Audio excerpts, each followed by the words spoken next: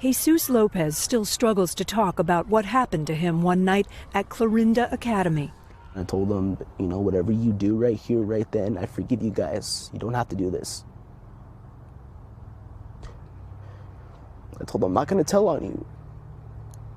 He went there voluntarily at 17 from Washington State after being in and out of more than 24 foster homes since he was 4. He'd been at the facility in rural Iowa less than a week when he tried to run away. Staff caught him and took him to his room.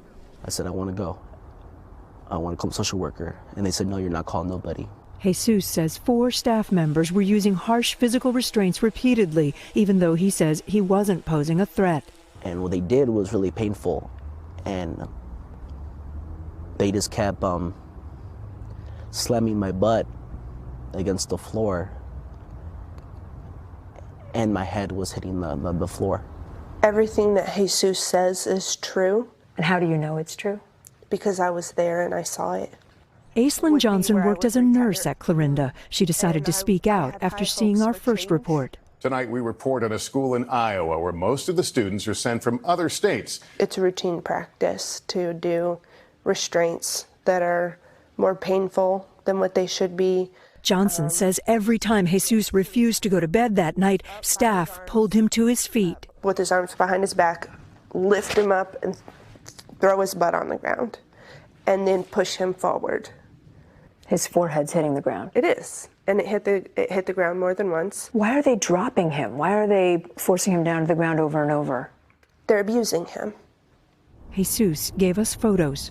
I had bruises on my forehead, my legs, both my legs, my arms, and my back.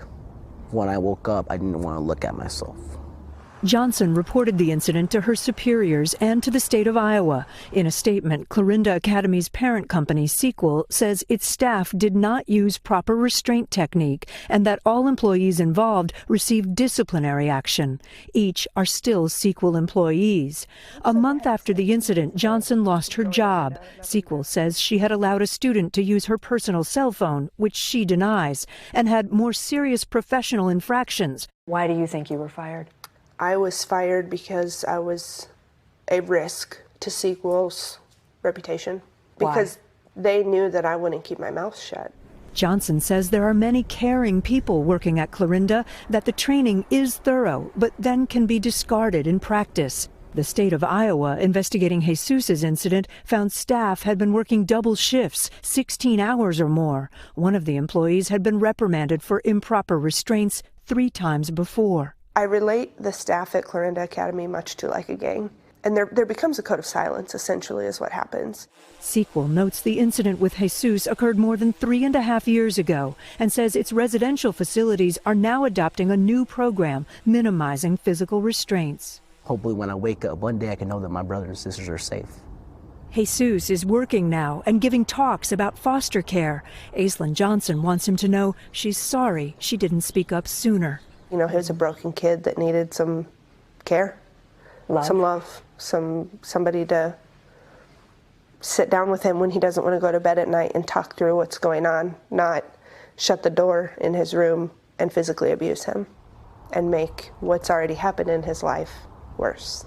Iowa is now reviewing whether to renew CELLPHONE's contract. Kate Snow, NBC News. Hey, NBC News fans, thanks for checking out our YouTube channel. Subscribe by clicking on that button down here and click on any of the videos over here to watch the latest interviews, show highlights, and digital exclusives. Thanks for watching.